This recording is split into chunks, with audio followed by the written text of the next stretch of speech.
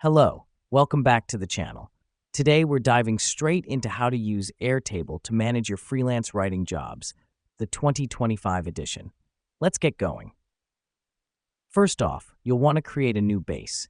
This is essentially your main workspace where you'll keep track of all your jobs. The reason we do this is to stay organized and keep everything in one place. Once you've created your base, it's time to set up your tables. These are the different categories you'll be tracking. I recommend tables for clients, projects, and invoices. This helps us because it allows us to separate our information into distinct, manageable categories. Now you'll want to add fields to your tables. These are the individual pieces of information you'll be tracking for each job.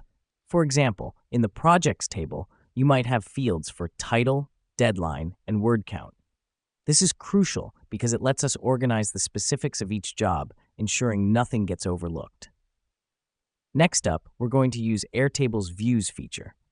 This will allow you to see your information in different formats, such as a calendar view for deadlines or a Kanban view for tracking project progress.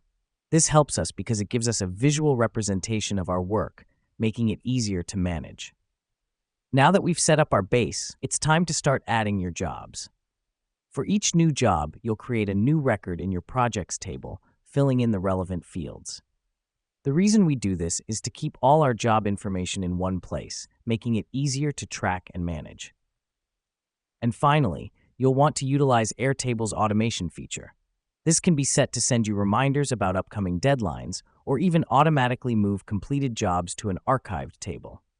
This matters because it saves us time and helps us stay on top of our workload.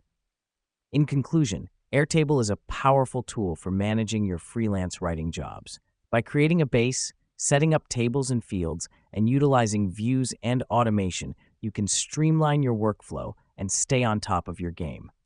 That's it for today's tutorial. Thanks for tuning in, and we'll see you next time.